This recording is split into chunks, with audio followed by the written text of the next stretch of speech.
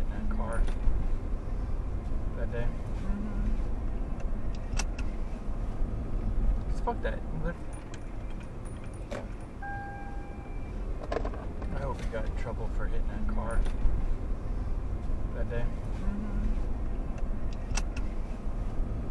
Just fuck that. He literally just drove and just walked off. There's nothing to try. But just the lack of respect for other people, that's their culture.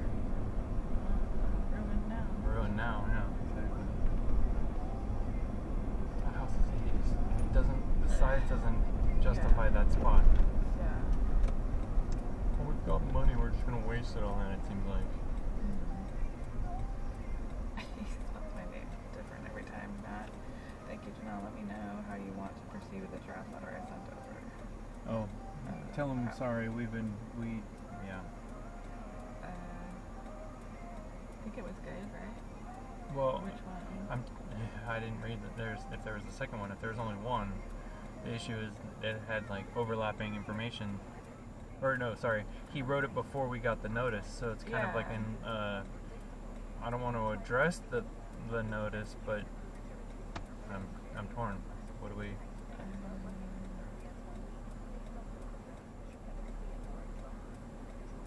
Yeah, because I thought he was gonna.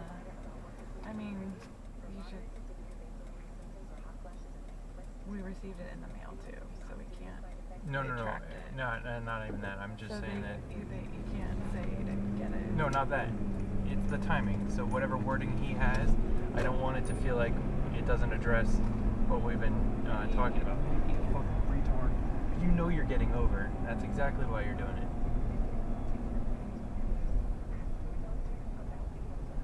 Okay, we don't need to start stuff with every month right now.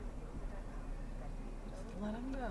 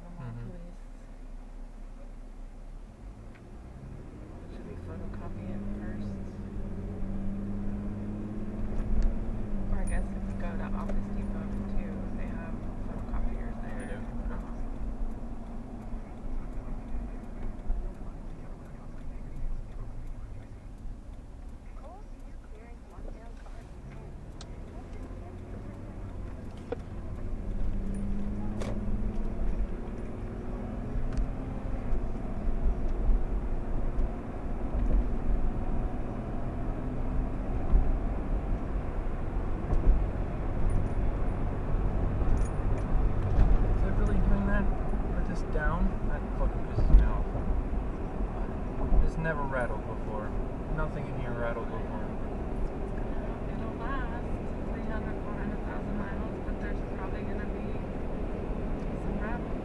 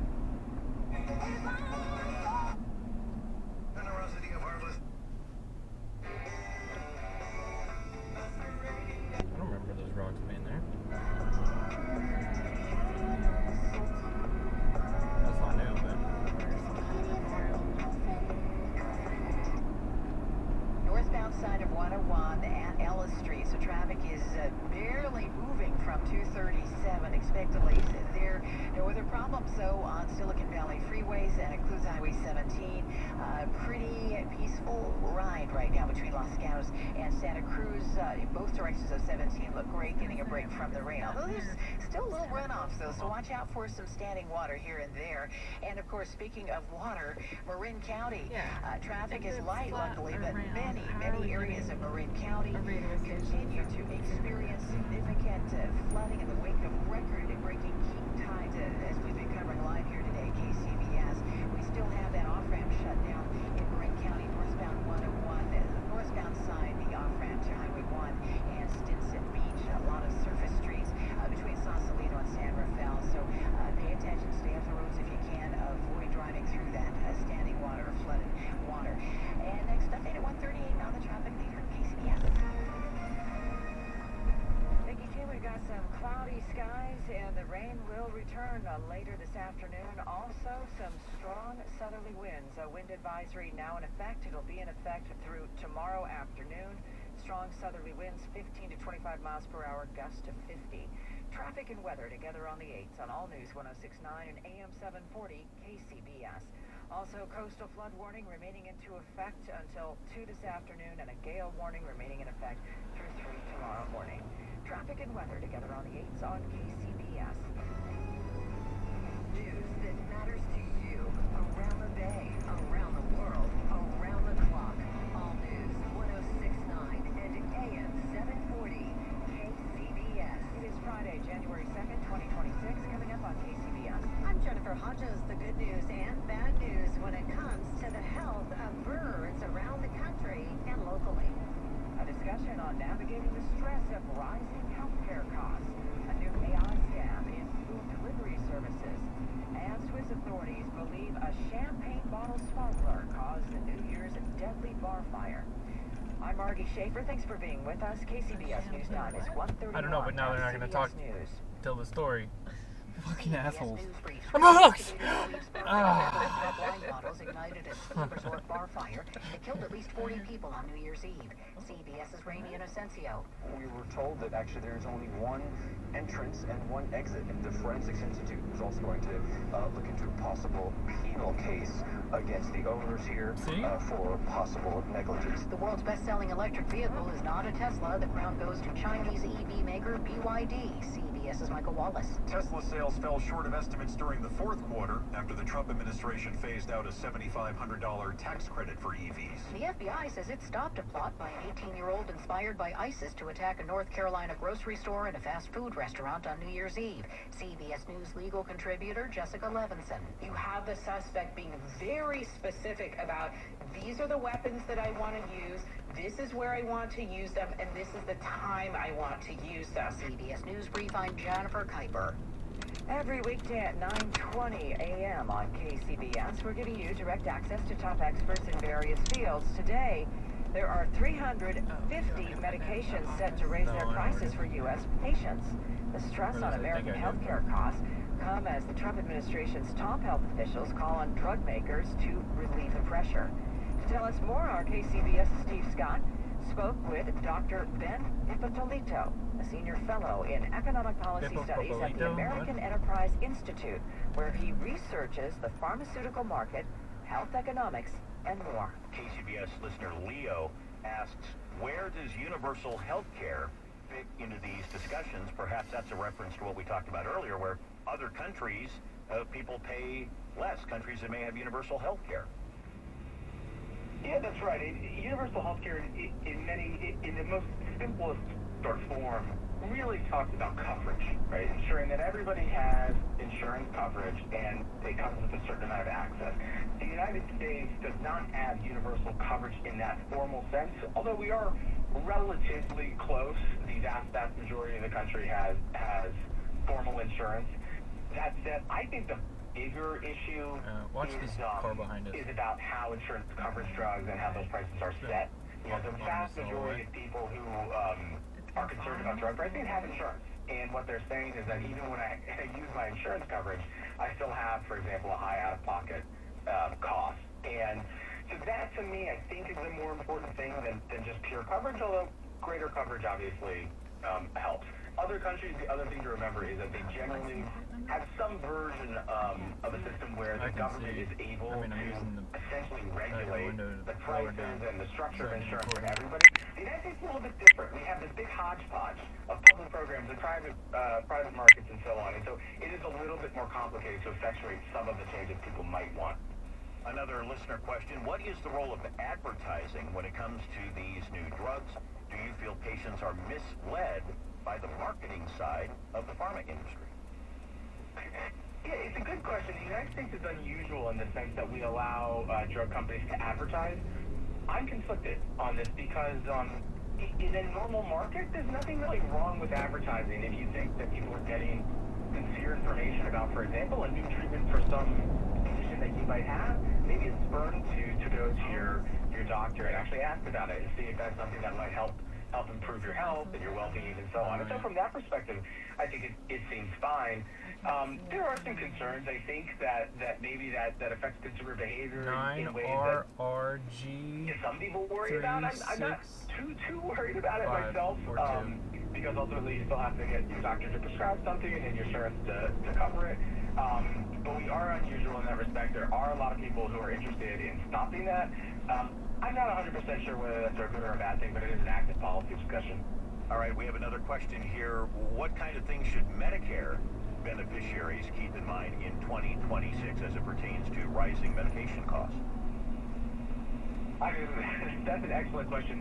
The background here is that the Inflation Reduction Act introduced several big changes to the way that prescription drug coverage works in Medicare. Among other things, it introduced a new out-of-pocket limit for people, so that provides more financial security. I will say, though, that market has been there's been some turbulence in that market, with insurers leaving, plans leaving, people having fewer choice. If I were on Medicare, I would take a hard look at my insurance plan to ensure that, number one, the plan I had last year didn't leave the market, and if it did, ensure that you pick a new plan that's suitable for you. And secondly, take a look at what the actual coverage looks like. We've already seen cases where, for example, Medicare Advantage plans have meaningfully increased their deductibles, meaningfully increased how much out-of-pocket spending people have to actually spend on drugs that they take. And so I think it's a very good year to take a double check, what your coverage looks like and whether it's worth changing. And you can listen to this entire... Take a look at what the actual coverage looks like. We've already seen cases where, for example, Medicare Advantage plans have meaningfully increased their deductibles, meaningfully increased how much out-of-pocket spending people have to actually spend on drugs that they take. And so I think it's a very good year to take a double check, what your coverage looks like and whether it's worth changing. And you can listen to this entire interview and past Ask an Experts on the Odyssey app. Download the app on your smartphone and favorite KCBS radio. The interviews are posted in the on-demand section, or you can use the rewind feature to listen to it back. Stay close. We will update traffic with Kim in just over a minute. Take a look at what the actual coverage looks like. We've already seen cases where, for example, Medicare Advantage plans have meaningfully increased their deductibles, meaningfully increased how much out-of-pocket spending people have to actually spend on drugs that they take. And so I think it's a very good year to take a double check, what your coverage looks like and whether it's worth changing. And you can listen to this entire interview and past Ask an Experts on the Odyssey app. Download the app on your smartphone and favorite KCBS radio. The interviews are posted in the on-demand section, or you can use the rewind feature to listen to it back. Stay close. We will update traffic with Kim in just over a minute. Hear that? That's the sound of your life. Perfectly imperfect. Beating in rhythm to the world you've created. But every time you drive after drinking, shit gets drowned out. Your life sounds pretty great. Don't let a buzz ruin it. Buzz driving is drunk driving. Holiday season. There's Vincent Acavino as our story. It's noon on a Wednesday in late November, and at a Target in Washington, D.C., a line of about 80 people has formed in front of the trading card section. It looks to be mostly money. That's it. And they're waiting for Pokemon cards. Just then, the vendor pulls up Pokemon products and hands a 6 sealed item. Not enough for everyone. But he makes a people has formed a trading card section. It looks to be mostly That's it. That's it. and they're waiting for Pokemon cards. Just then, the vendor pulls up Pokemon Go products around, Yep. like, he has the just back. 6 sealed items. Not enough for everyone. But he makes a point that this could be a fair. Crap. One, he says,